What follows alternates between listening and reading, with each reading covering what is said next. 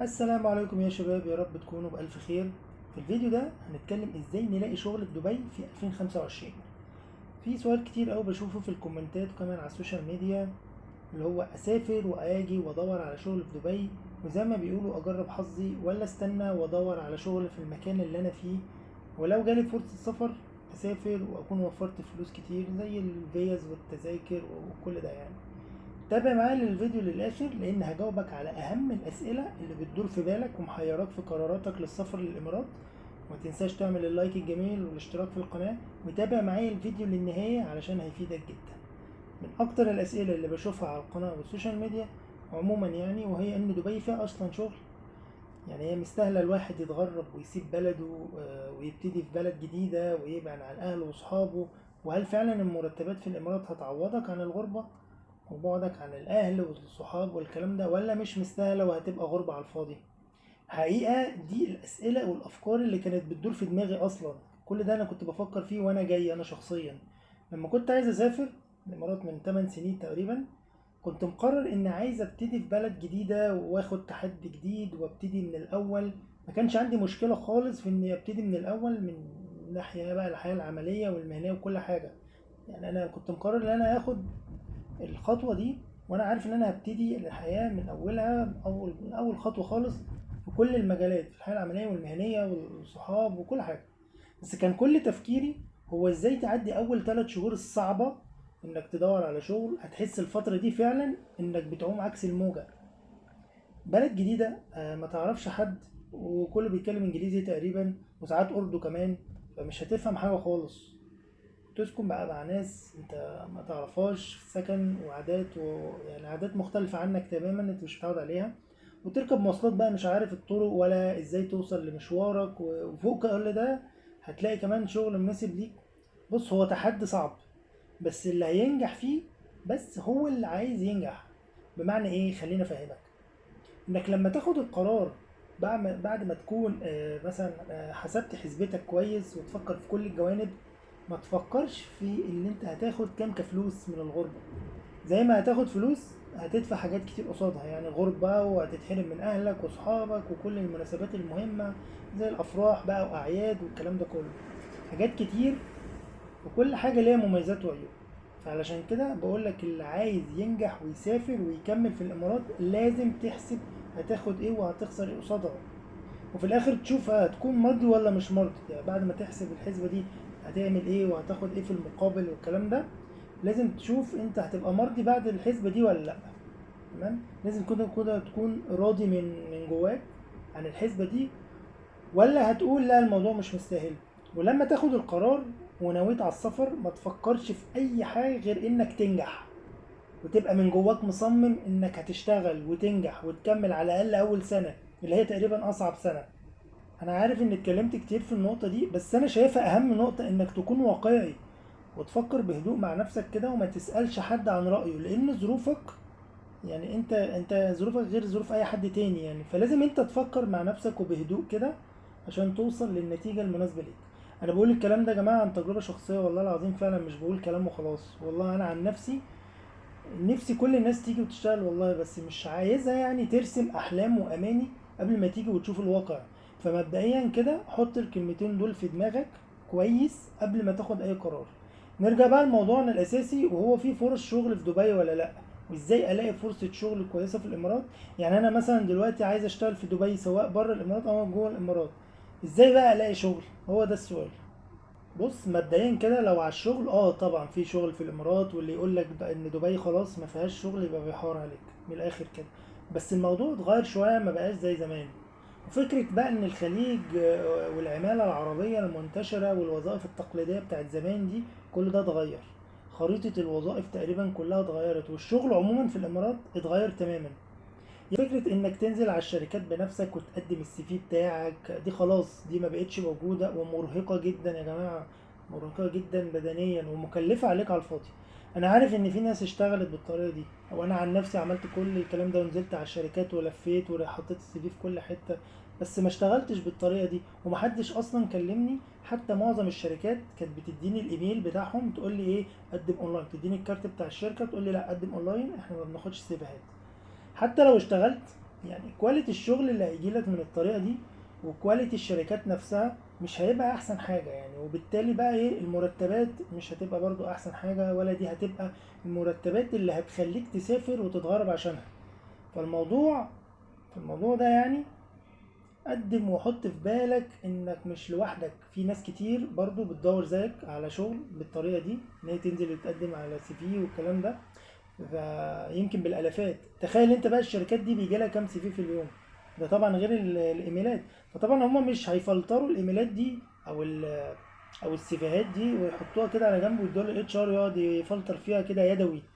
خلاص الكلام ده يا جماعه فعلا والله العظيم ما بقاش يعني ما بقاش موجود.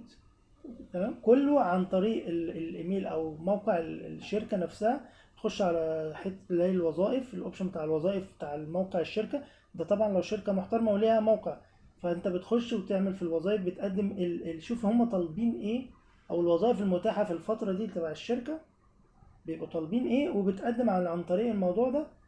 ده اللي بيتشاف من الاتش ار، هو الاتش ار بيشوف الحاجات دي، ما بيشوفش بقى الايميلات اللي هي بتبقى ايميل شخصي او حد مديهولك، او عن طريق السيفيهات اللي انت بتديها مثلا للسكرتارية او حاجات دي. لا، ما الكلام ده خلاص ما بقاش ياكل عيش من الاخر.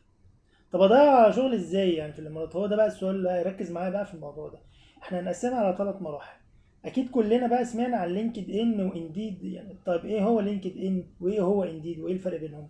بص، لينكد ان انت تقدم من خلاله لو انت عندك كارير معين او سكيل معينه والسي في بتاعك قوي وعندك خبره كويسه، فبتقدم على لينكد ان. بيكون عليها الشركات الكبيره اللي انت ايه بتدور عليها، ناس معينه يعني بمواصفات وخبرات معينه.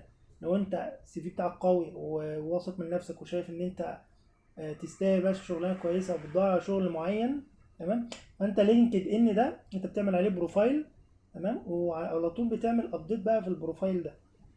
تحط طبعا السي في بتاعك وبتتابع بقى الاتش ار بقى بتاعت الشركات كلها، تتابع الشركات التقيله اللي موجوده في لينكد ان، كلها شركات تقيله تقريبا يعني 90% من الشركات اللي على لينكد ان تقيله.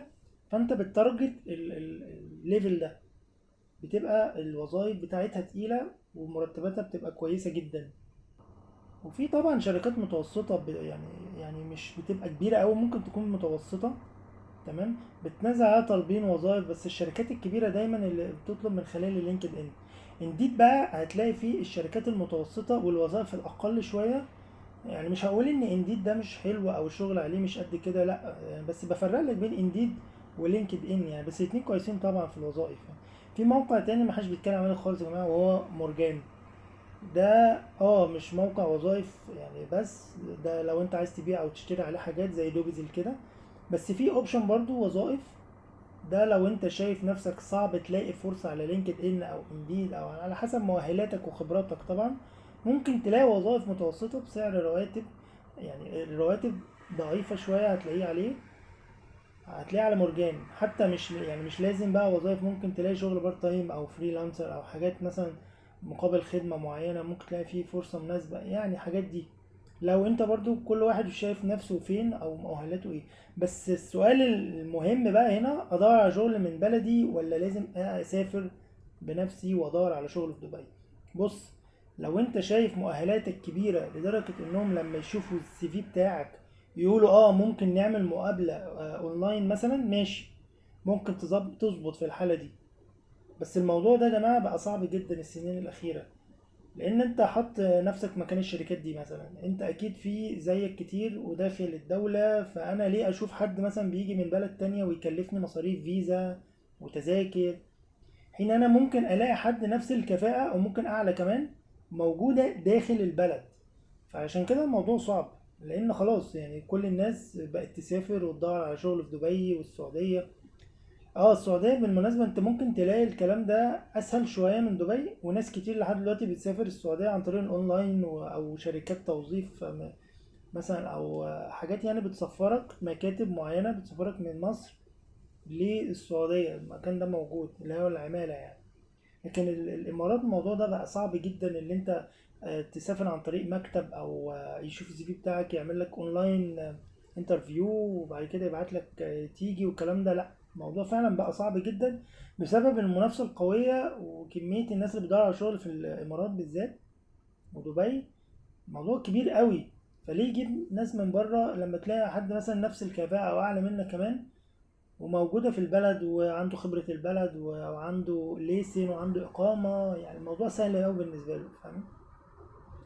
فأنت ميزة إن أنت تكون جوه البلد دي بتبقى تديك أفضلية طبعا من إن أنت الناس اللي بره. فهي دي الفكرة يا جماعة، عشان بس الناس محدش يضحك عليه ويقول لك أنا هجيب لك عقد عمل في الإمارات والكلام ده ما بقاش موجود. فلازم تفكر كويس قوي قبل ما تاخد الخطوة دي. طب حد دلوقتي هيقول لي انا تمام عايز اجي الامارات ادور على شغل بس خايف اجازف وادفع تيكت طيران وفيزا واسافر وفي الاخر ما الاقيش شغل، فهلاقي شغل بعد كل ده ولا مجازفة على الفاضي؟ انا عايز اقول لك ان محدش هيقدر يجاوبك على الموضوع ده لانه ريسك. زي ما انت قلت مجازفة.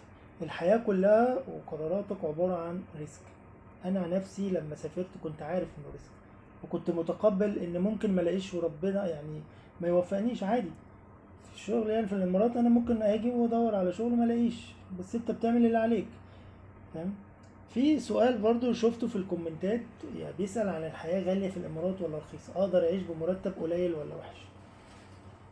ممكن احوش منه او يعني فاهم المرتبات الصغيرة دي تقدر تعيش منه وتحوش منه ولا اللي هيجي على قد اللي رايح؟ تمام. بص الحتة دي برضو في ناس انا بشوفها يعني بصفة شخصية يعني، ناس مرتباتها فوق ال30 و40 ألف وبيشتكوا يقول لك أنا مش قادر أحوش أنا مصاريف تقيلة عليا مش عارف إيه الكلام ده. وفي ناس والله العظيم بتاخد ب3000 ولا 4000 ومأجرة استوديو وقاعدة وجايبة عيلتها وبتصرف يعني عادي، فاهم؟ فأنت اللي بتقرر أنت هتقدر تعيش بال3000 ولا 4000 ولا تقدر تعيش ب10000 ولا تقدر تعيش ب30000. كله واحد يعني. هي الامارات مفتوحة بس انت تقدر تعيش بمرتب قليل وتقدر تعيش بمرتب كبير على حسب فكرك انت وطريقة حياتك اللي انت عايز تعيشها. عايز تعيش عيشة مرفهة هتلاقي 30,000 ما تكفكش. في حد عايز يعيش مثلا يشتغل وعايز يحوش وعايز يعني يقفل على نفسه شوية هتلاقيه بالتلات 4000 أو 5000 يقدر يعيش كويس، يقدر ياكل كويس، يقدر يحوش على قد ما يقدر يعني ان شاء الله مبلغ بسيط بس يقدر ايه يحط هامش ربح كده على جنب ان انت تقدر ايه تسيب حاجة للزمن او تبعت حاجة لاهلك في مصر او حاجة كده. فانت اللي بتقرر الموضوع ده. انا بمناسبة تكلفة الحياة في الامارات عملت فيديو قبل كده عن اسعار الاكل والشرب في الامارات، هسيب لك اللينك بتاعه في صندوق الوصف. شوفه وانت تقدر تحدد تقدر تعيش بكام وازاي يعني. ونفس الكلام برضو عامل فيديو عن مرتبات اهم الوظائف في الامارات، لو الكارير بتاعك بتدور عليه هتلاقي رينج المرتبات كام في الفيديو يعني تقدر تتفرج عليه وهتلاقي كل اللي بتسأل عنه وتقدر برضو تحسبها هل مستاهلة الغربة بالمرتب ده ولا لا. فانت اهم حاجة تستخير ربنا وتأسس نفسك في مجال معين، ما تقولش هسافر واشتغل اي حاجة المهم اعمل اقامة. لا الموضوع ده هيشتتك، فاهم؟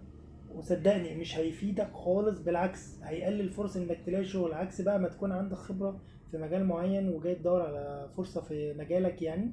ده بيسهل كتير قوي من فرصك، في توكل على الله وما تخليش حد يحبطك وما تخافش من الفشل او انك ما تلاقيش شغل. خد قرار وقول انا راضي باي نتيجة لقراري ده، وانت هتريح بالك وهتشيل الضغوطات من عليك خالص في الغربة وهتخليك بقى ايه تفكر بهدوء وبشكل احسن.